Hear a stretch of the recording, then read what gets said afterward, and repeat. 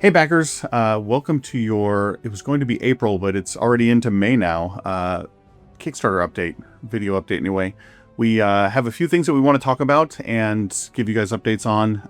The first being something that we are getting a lot of requests about, and that is tariffs. The main things to know about tariffs where Warlord is concerned is that we are currently manufacturing in China, so we are sort of in that highly affected demographic of manufacturers, publishers, having a relationship across the seas, and yeah, it's been interesting, and it's been changing daily, and so there's really there's not a lot of strong statements that we can make on tariffs, but there are a few, and so I'll go ahead and make those now. One thing I want to mention is that we are going to sort of take the tariffs on the chin. We're not going to pass anything off onto our consumers. Now, obviously, it could affect things for us as a company. It could really, hurt us. But we are, like so many other companies, willing to be agile and willing to, manufacture elsewhere if we need to. But currently, right now, as of today, and again, this is May the 2nd when this is being recorded. As of today, it looks like things are sort of tapering off potentially. And so that's exciting. Tariffs have not stopped our process at any point. It did take some time to adjust some things on our end to make sure that if the cards do land in the USA, we're able to pick them up, even if the price is, sort of astronomical. But we're confident that we'll be able to get to get everyone's cards that are USA orders, sort of no matter what, whether it comes from China or somewhere else. But yeah, we also have been talking with other manufacturers, so really across the globe, both locally in the USA, but also other parts of Asia, and just some other countries as well. It seems like right now, we're really happy with our manufacturer in China, and plan to stick with them for at least the first couple of products. But we're willing to do maybe some other like small batch goods elsewhere. And our manufacturer is giving us the option to work with another facility that they have in Vietnam. So if things really go poorly with the China USA tariffs, then we can always pivot at the very least to Vietnam with our same manufacturer. So I would say that Warlord is, all things considered, marked safe from the great tariffs of 2025. Next, I want to talk about manufacturing. So when this all started, we began our manufacturing process. It was last year. So it was, essentially during the Kickstarter. And certain things that we thought would take, maybe a week, maybe a few days, a lot of things that really could have been an email have taken months. And it's been a really long process of, getting samples in, trying to figure out what's wrong with them, working with the factory, and then just a bunch of back and forth. And then we obviously had an entire sort of like 2-month void at the beginning of the year with Chinese New Year, where we were really waiting on some important information and updates, and to get things squared away. And so that aspect of the manufacturing process has taken forever. Just literally forever. Thankfully, we are on the other end of all that. All that's behind us. We're really glad. There shouldn't be any further emailing back and forth to check about things and putting things on hold. We are just about ready to move into mass manufacturing. It's right around the corner. And that is a completely different process than the sort of like back and forth talking with the art team at the factory, plus our art folks and working on die lines and figuring out, what CMYK color profiles to use. And all. There's a bunch of sort of boring stuff there that we don't need to go over. But it also is, it takes a lot of time. Like it's really shocked us. But we're ready to move into mass manufacturing, which is something where you kind of hit the ground running. It's where a factory pulls the trigger on everything is okayed, everything's final, bills are paid, let's go. And that process usually takes about 4 to 6 weeks. And it involves printing, which in our case is going to be offset printing. It involves collation, so randomizing, right, the packs and the cards, packaging, and then palletization, and then shipment. And it's a really tight, I mean, that's where, like, the presses are running full steam, all hands on deck. People are pulling weekends and just, trying to get everything done really quickly. And that's what we're headed into in the next couple of weeks. So we're very excited to finally get into mass manufacturing, which is sort of the beginning of the end game for this process. Fulfillment, of course, would be when we're like, okay, we're actually, everything's going out.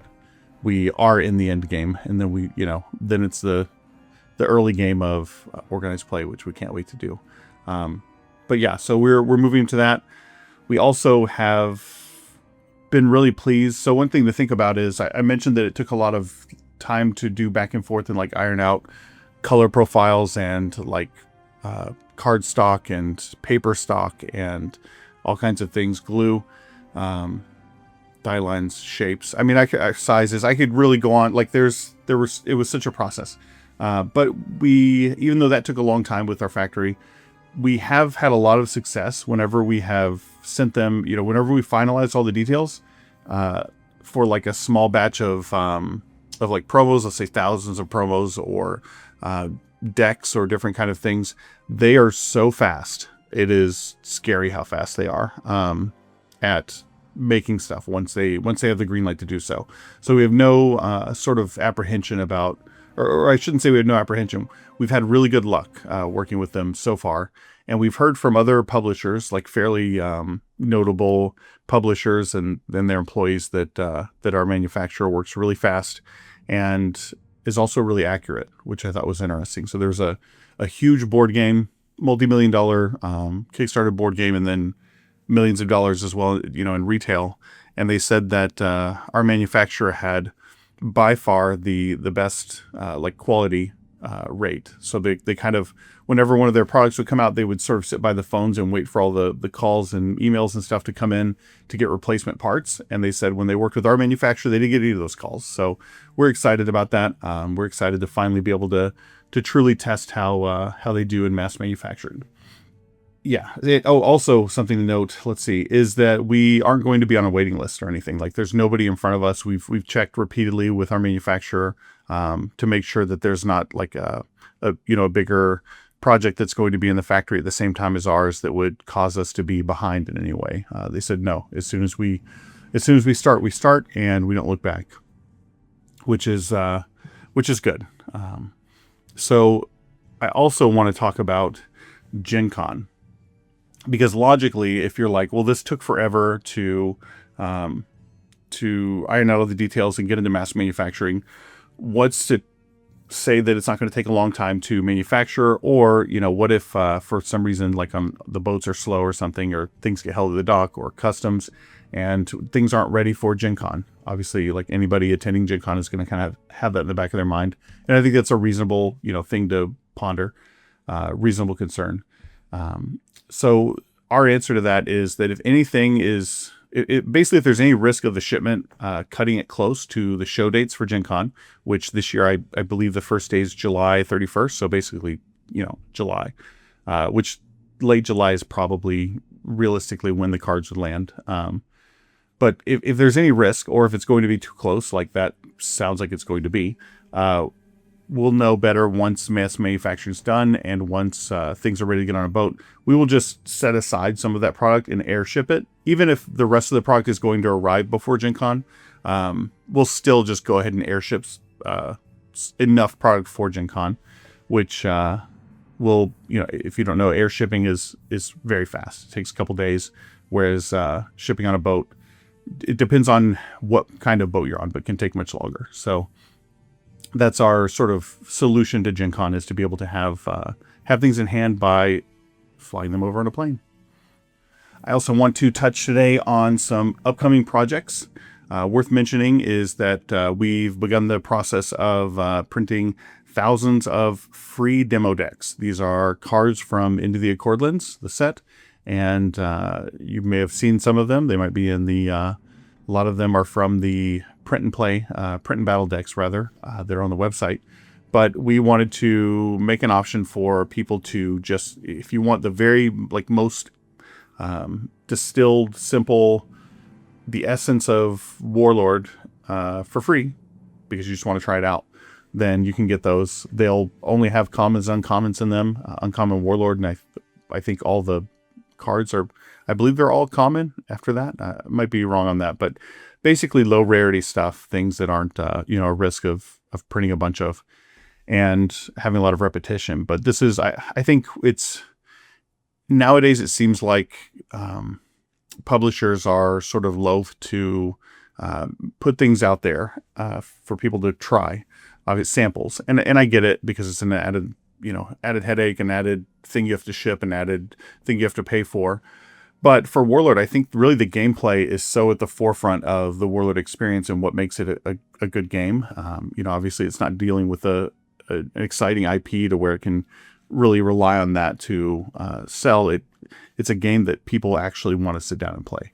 And the more people we can get to actually engage with it on that level, like actually just sit down and try, rolling D20s against their friend, then the more people we think will like the game. So that's our theory. It's the same strategy that AEG had when they originally launched Warlord.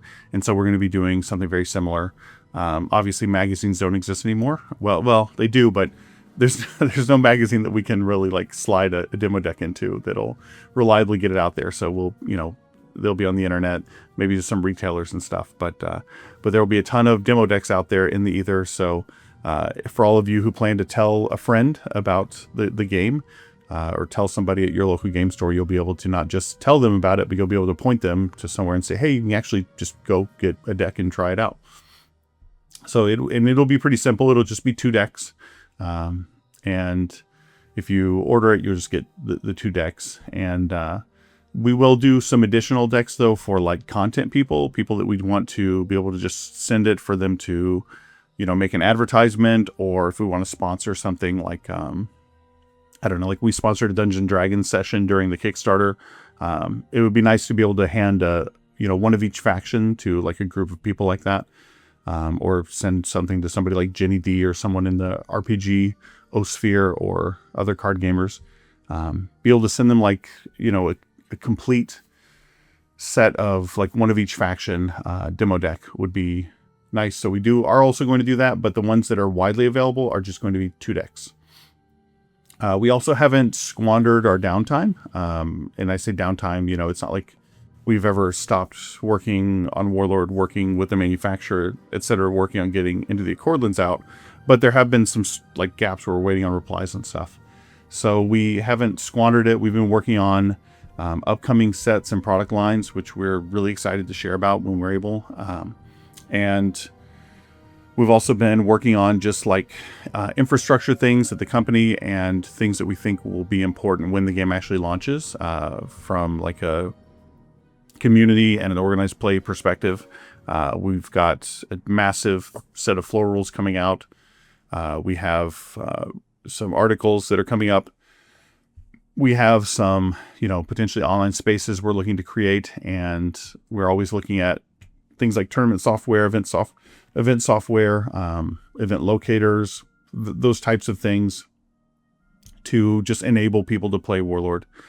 We think those things are important, and so we've been working on those as well as just upcoming sets. So what comes after Into the Accordlands. We're excited to share about that soon, but right now, obviously, we have to wait and actually get the thing that's next in front of everybody first. So we can't wait for that, and we have not been squandering our time, just to let everybody know. The final item for today is addressing backers filling out their surveys. So everyone has a BackerKit survey. Most, if not all of you, have already filled this out. 2 things that we need to talk about. One is it's been a year since we started the campaign, and now we're, moving toward fulfilling it. In that time, I'm sure out of the thousands of people that backed it, some of them have moved. Some of you guys have moved, and that's okay. But make sure that you go into your BackerKit survey and update your address. Or if you just want to change the address that it's shipped to for any reason, that's the place to do it. Now's a great time. because we're going to be moving toward fulfilling very soon, and we don't want these cards to go to the wrong address. I mean, imagine if some pedestrian just gets shipped a Overlord bundle of Warlord cards, and suddenly they fall in love with the Nothrog, their partner falls in love with Free Kingdoms, and they're like fighting all the time, and 5 years later they're completely addicted to cardboard. I mean, you could really ruin somebody's life. So make sure that you are the one that gets your products. And a few people, this is really, I think this number is like 20 or less. A few people have not filled out their BackerKit surveys at all, and so there's no destination for those cards to go. You need to fill out your BackerKit survey if you want to get your cards.